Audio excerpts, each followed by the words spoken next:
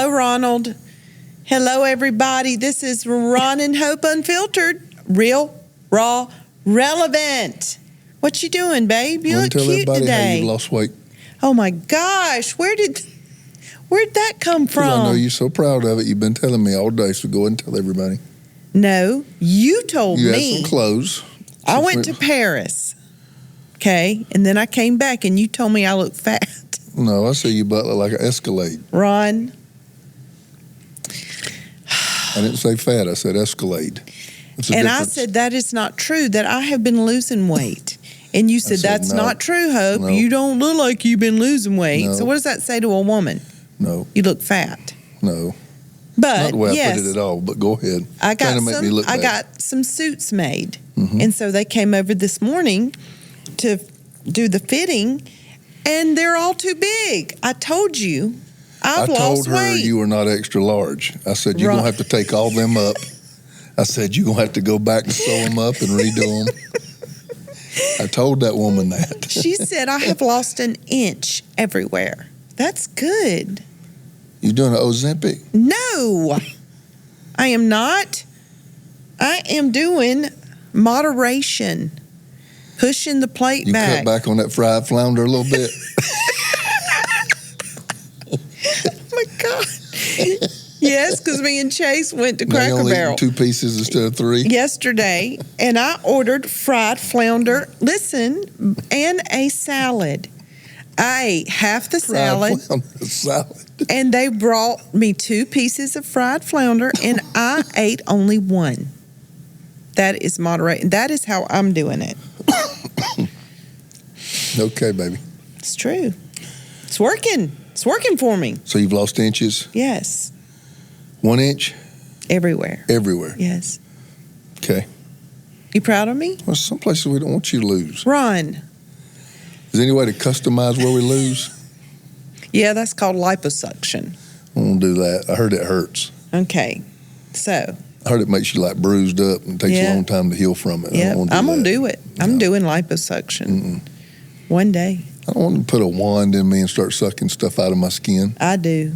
I really do. Why? I just do. But it comes back. It's not supposed to come back in that spot. Fried flounder makes it come back. That's how it gets there in the first place. Then it comes back if you do it again. What are we talking about today? Talking about submission.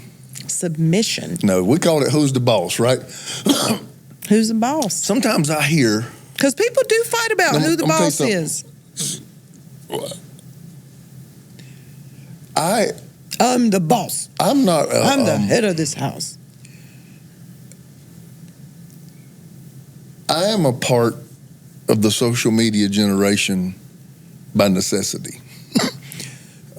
There is more than 50% about it I don't enjoy.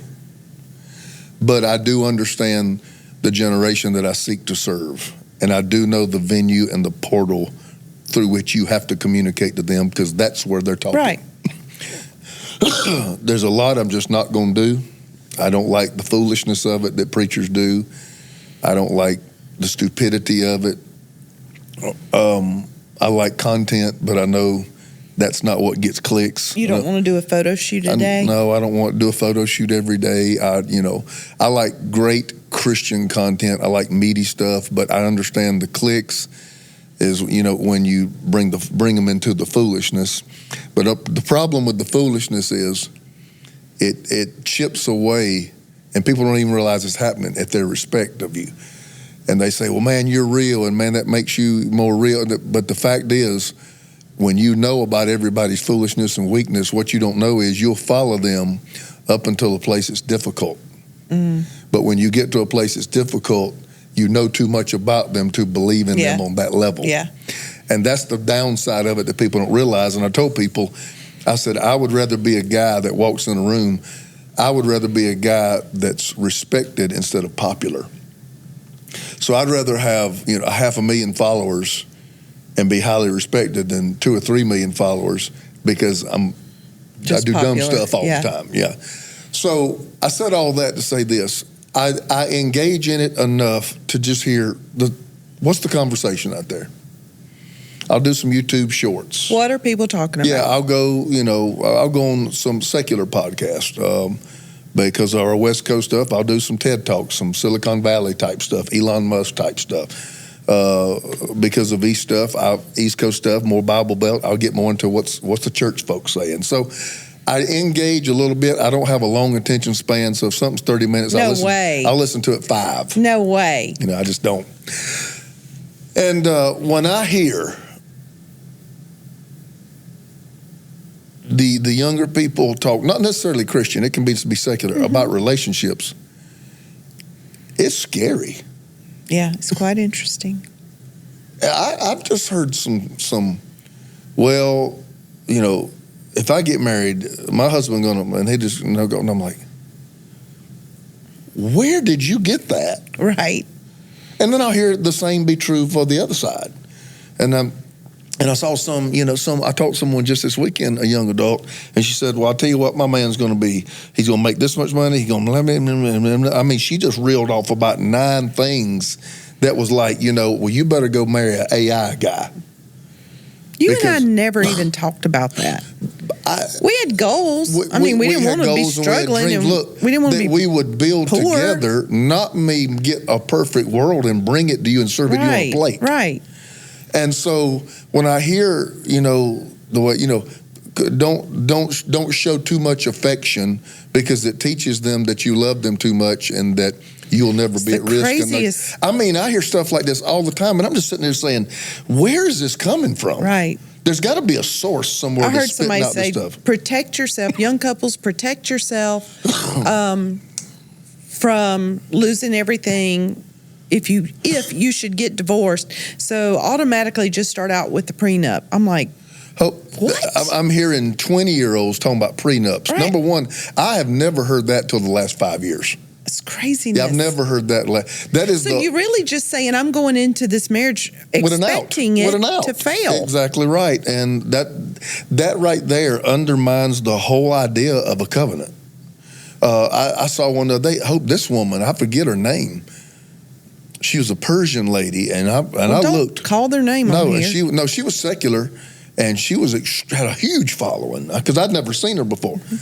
And mine and yours are a story of restoration, and our whole message we preach to people is hang on. Yeah. Hang on. There's something, if you can make it through, there's something amazing on the other side. That's we've written books on it. We've done, this woman was, women are only attracted to alpha males. If she cheats on you and you're an alpha male and you take her back, you are no longer the thing that she's attracted to, ensuring it will repeat itself. And I sat there and thought about anything to get out of it that they can find. And I'm like, and so I sit here, and this stuff is getting 4.3 million views, 1.8 million views.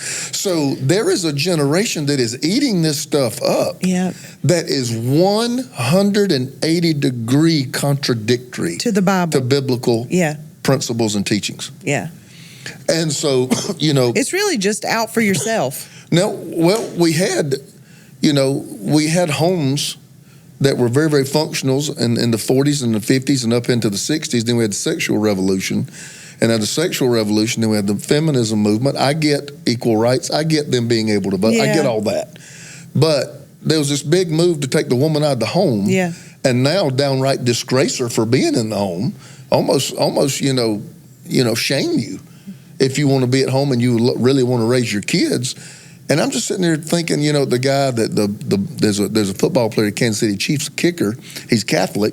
I know you've been out of the nation, I think, while this happened. You've been in France.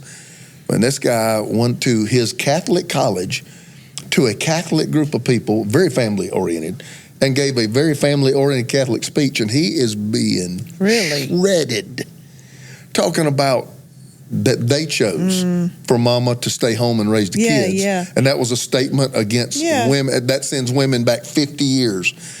And so I'm sitting here listening to all this. The divorce rate is climbing. I don't know, all these are Google statistics. And the people, the 40-some% that are not getting divorced, they say 71% of the women in the 40-some% are cheating, and 68% of the men are cheating. So I'm sitting here saying, we have created a calamity because we have moved away from the simplicity of biblical function. Now, we're going to talk about, and we can be funny and we can be comical. There's a difference between function and duties, and I'm going to talk about that. But Ephesians 5 marks out the way God wants a house to function. The home is just messed up. We have deteriorated so bad. No. And I mean, we have talked openly about, the mistakes we've made, how we wish we could go back and redo things, even raising our kids.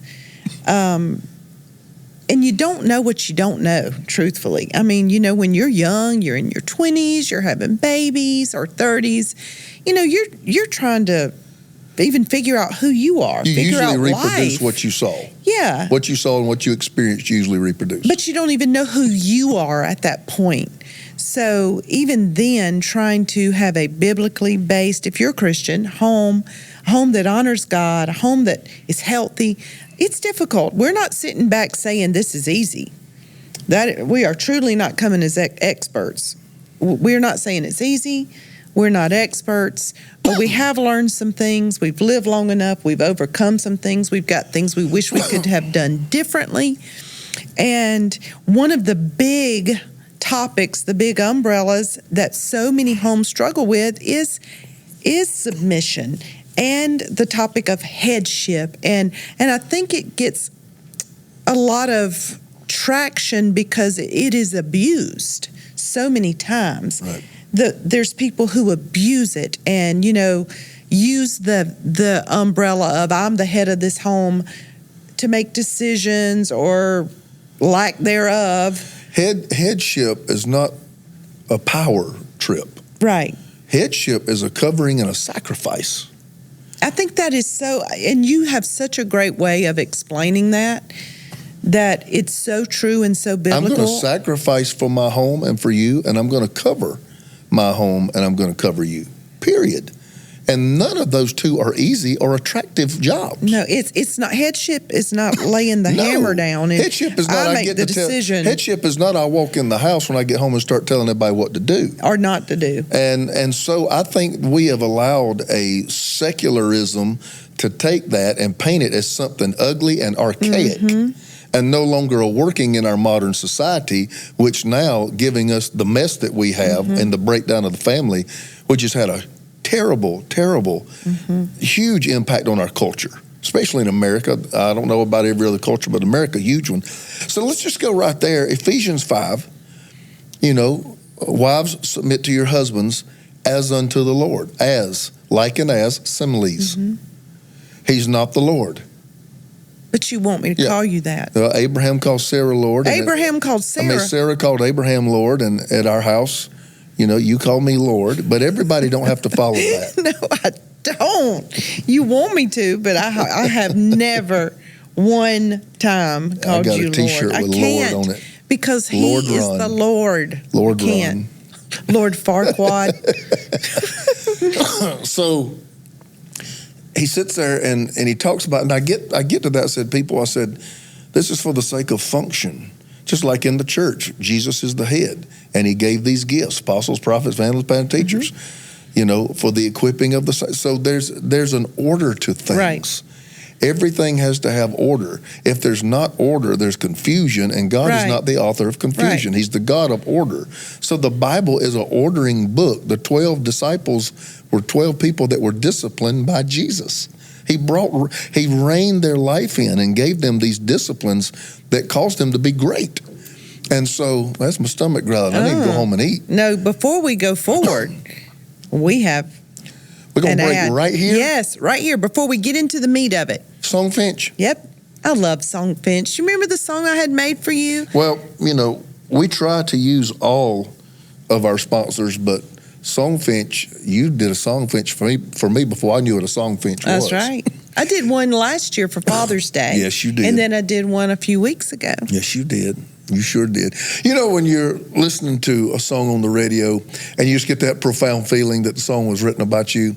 Now imagine having the power to gift that same incredible feeling to someone that you love with an original song from Songfinch that actually is written just for them, okay? Now, Hope made me one of these, and I am not sentimental when it comes to stuff, but I'm sentimental when it comes to words. Yeah, yes. I'm sentimental when it comes to people and to her. And it was deeply meaningful for me, for her to do something like that. So you pick out those people would it be meaningful to, and you know who they are. Songfinch lets you create an original radio quality song inspired by your own life, the people you love, and it's completely unique, personal, and lasts forever.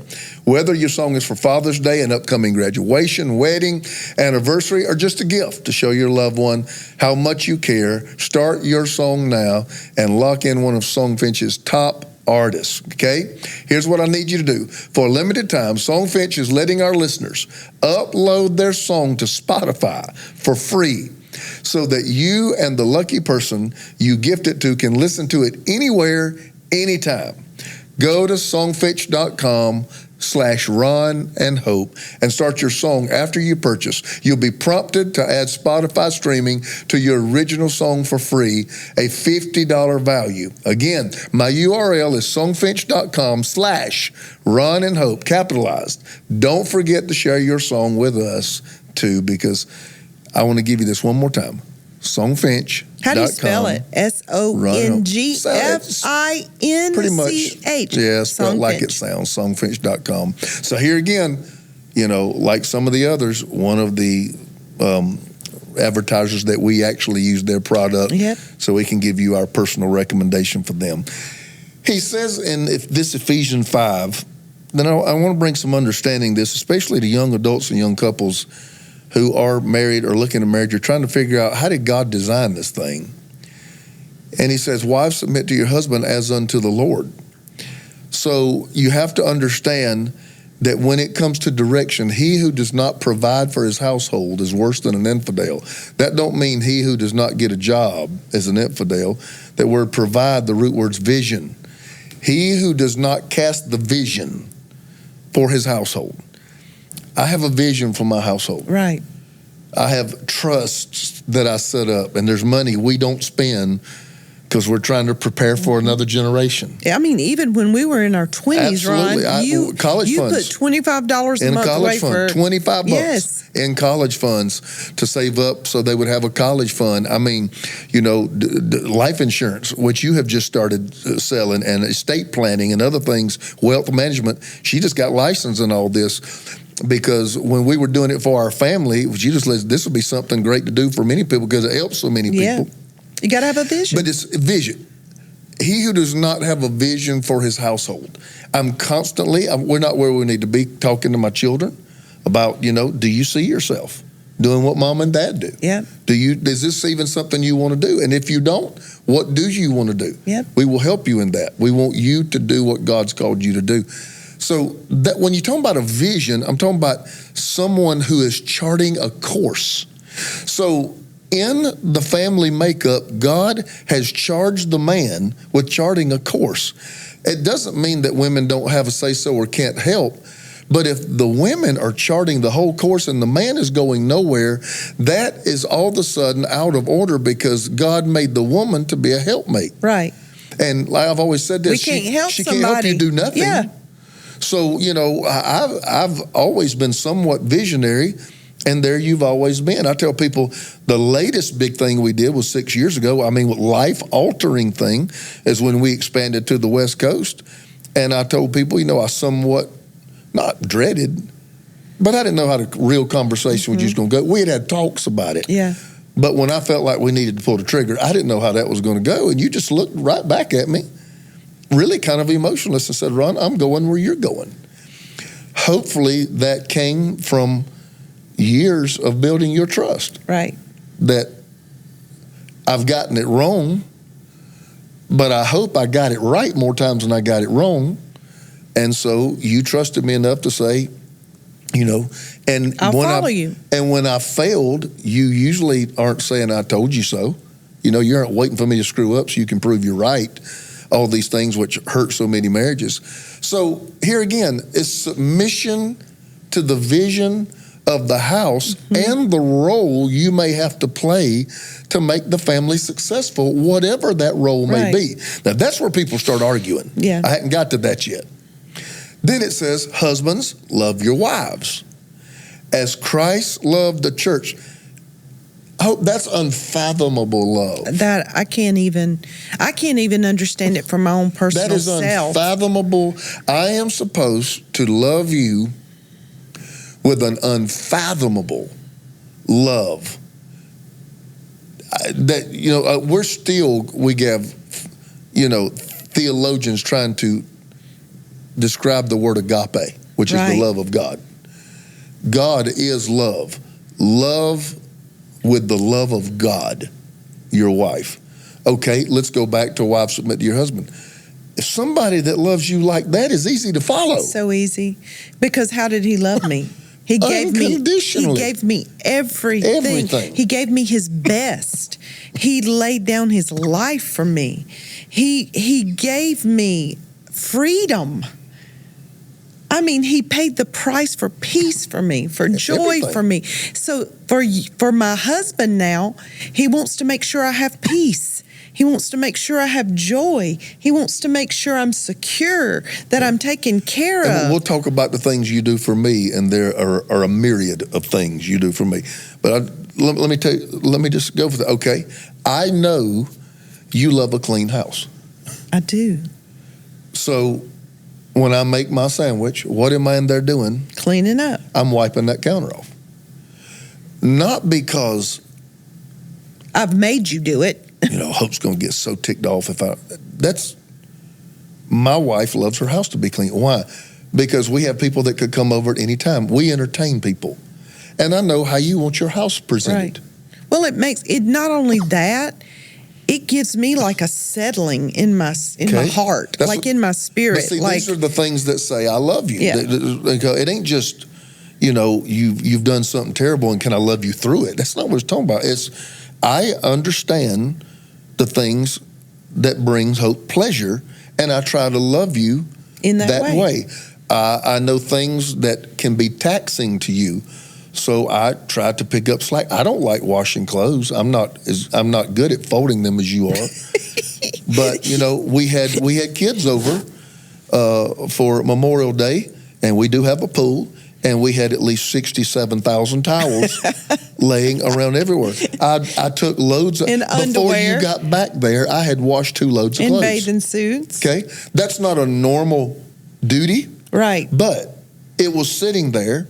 And you didn't want me to have to do it. No, at the end of the day, you're going to come in there tired, and then you're going to have to start doing it. So I Hope would really appreciate it if I probably went ahead and just threw all these towels in there and started washing them. I think you told me one time, I heard you tell somebody else, Ron is mindful of me. Right. He's mindful of me. The scripture, for the joy set before him, he endured the cross. That is so powerful. Mm-hmm. For the joy set before him. What was the joy? It was us. He went through pain. All right. But because I love you so much, there'll be times it's hard to love you. It's hard for you to love me.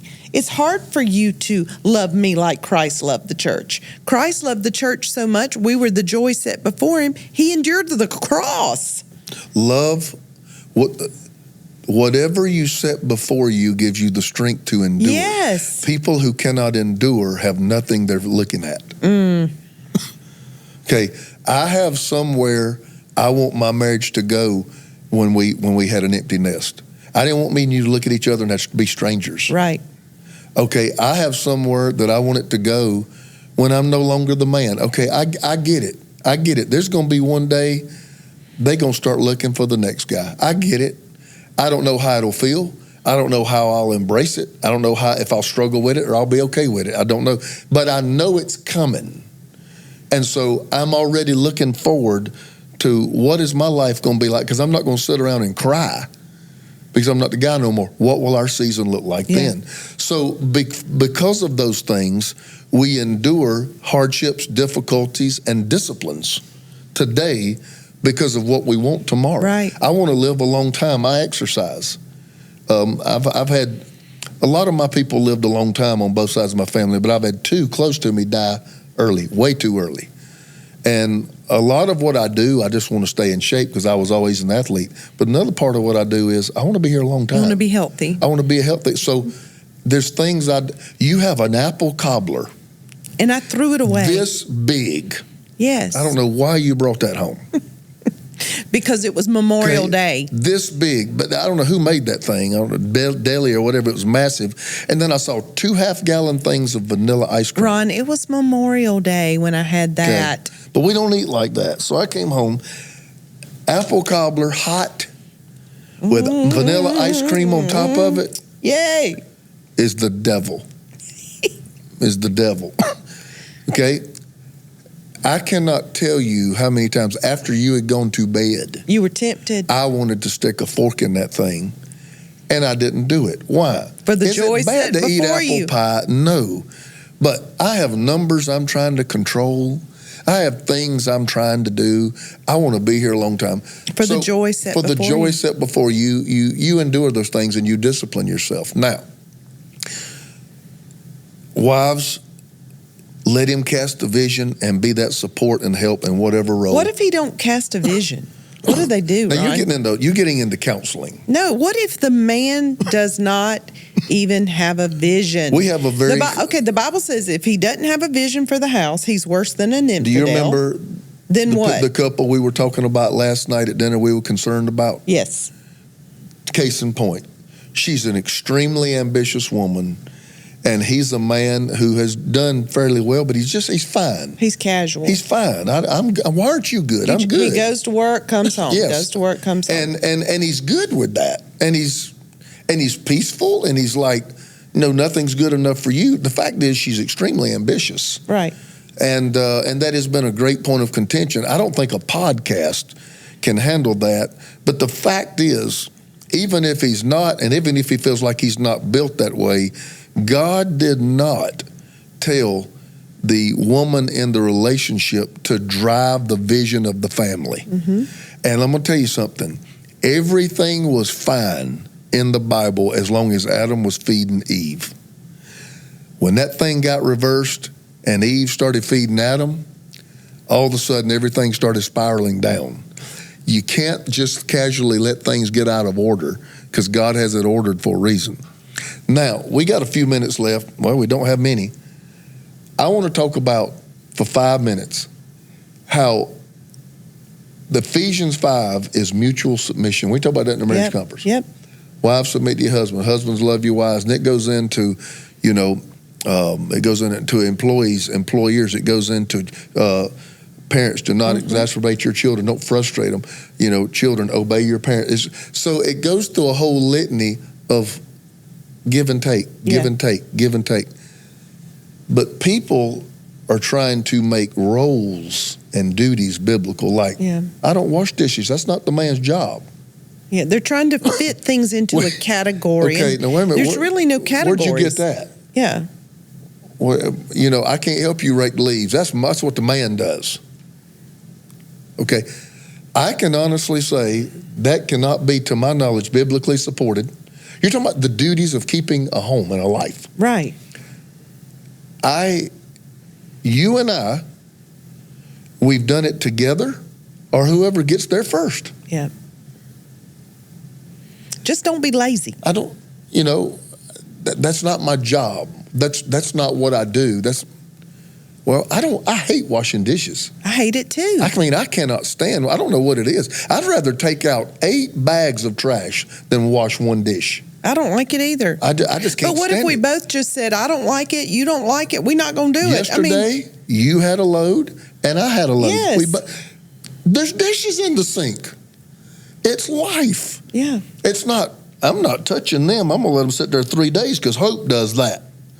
I think that's selfish. That is not loving your family. And I don't think it's realistic. Like Christ loved the church. I don't think it's realistic. There are things that may take more of a manly strength or something that I would never ask you to come help me with. I was out on the deck yesterday moving around metal chairs. No, I don't want you doing that. you had back problems, this and that and other. I would never ask you to do that. And, you got things, you just take care of it and you don't ask me. But for the most part, duties and roles are not man or woman. They are shared.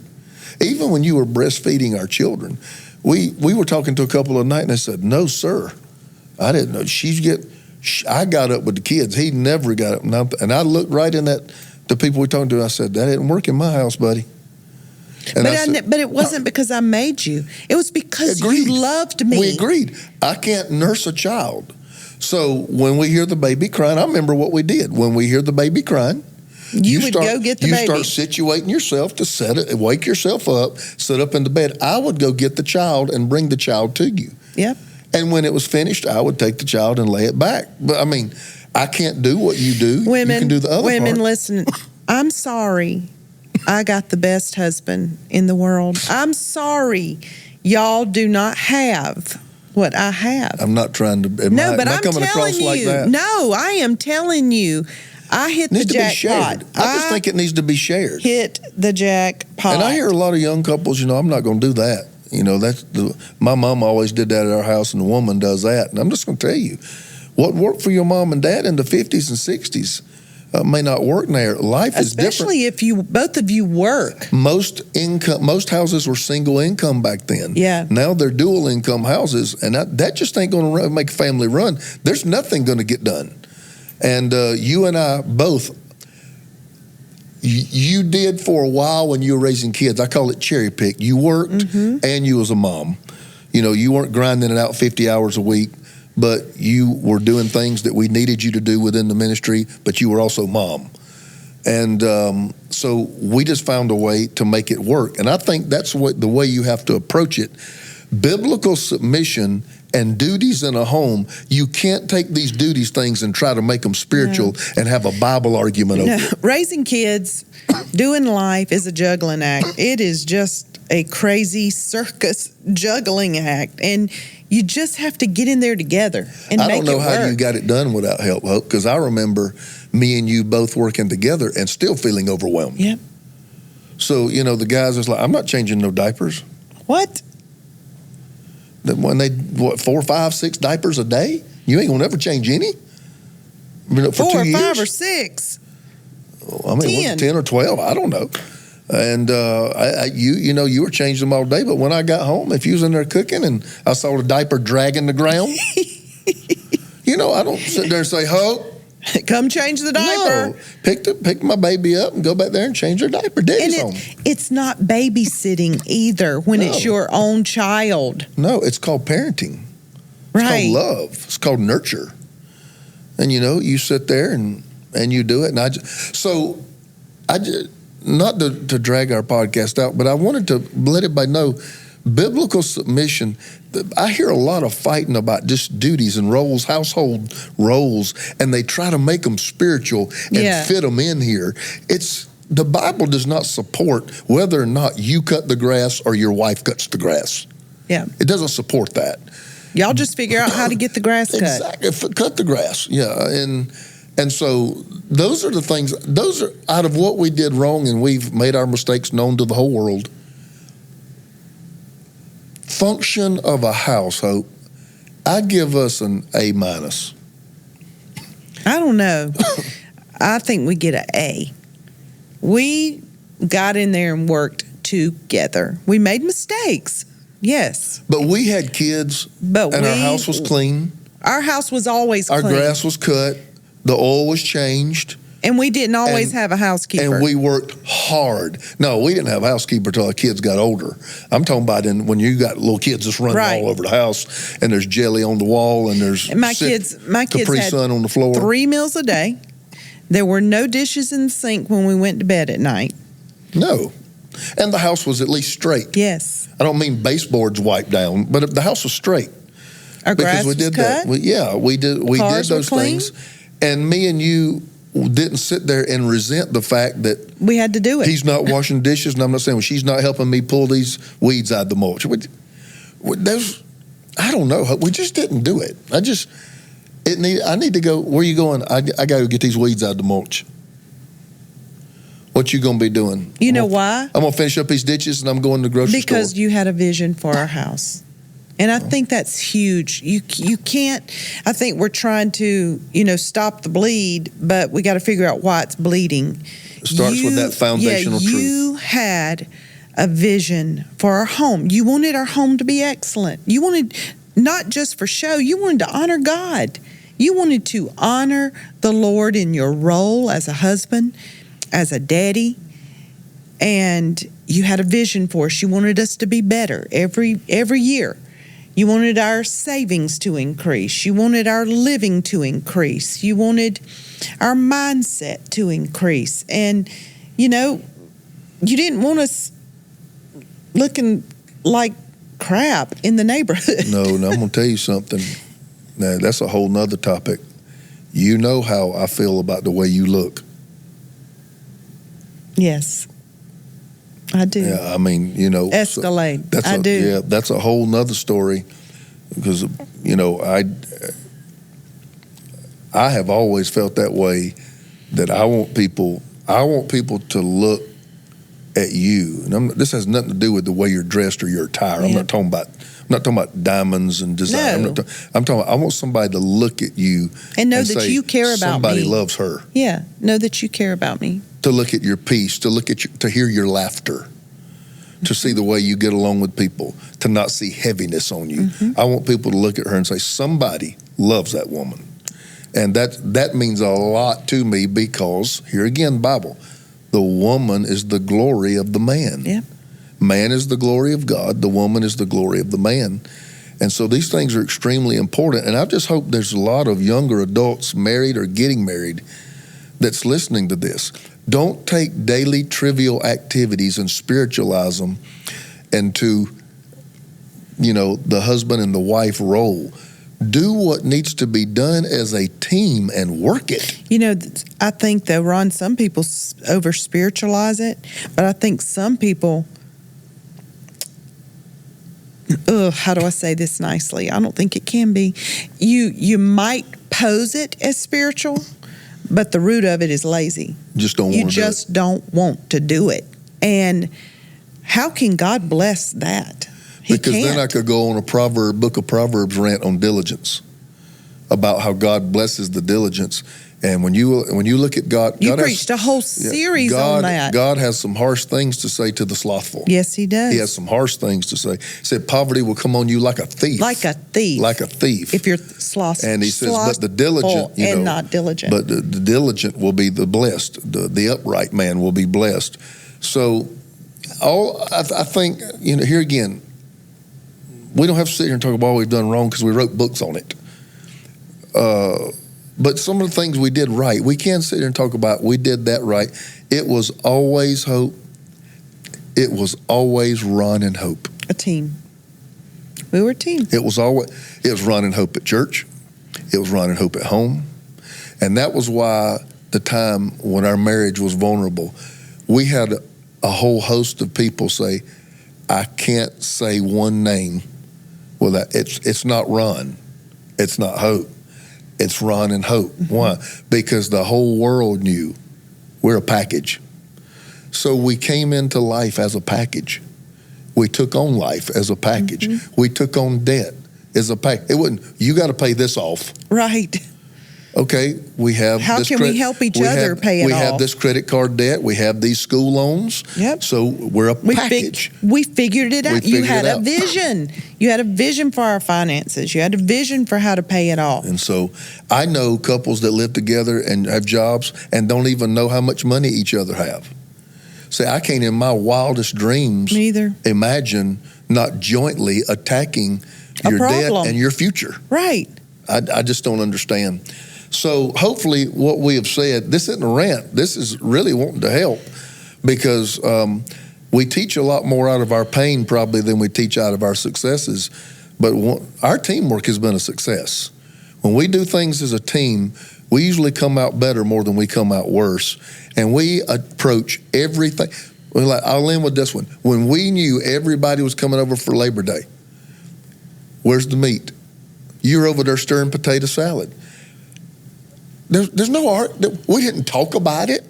You just start grabbing it. Okay, I'm getting the cups. You're cleaning the pool. I'm wiping off the table, and you're in there. You're in there. You're pulling out the chips. You're door dashing. We forgot this. You know, you just do it. And we had a great day together, a great day. And you know what? When everybody left, everything was cleaned back up, and we went to bed. And your house was in shape because we had an unexpected guest pop through the front door. Yeah. Who wanted to give us a housewarming gift. And so you weren't embarrassed and ashamed with food and crap and towels laying everywhere. Why? Because we worked it as a team. Now, that seems so little and so trivial, but it's stuff like this that's killing marriages. Oh, it's killing marriages. People fight like cats and dogs over stuff like this. And Team Carpenter. So let's do this. So we took you a little longer than normal, but this is kind of a hot button topic. So I knew coming in today we was going to have a lot to talk about. Yeah. We may talk about it some more.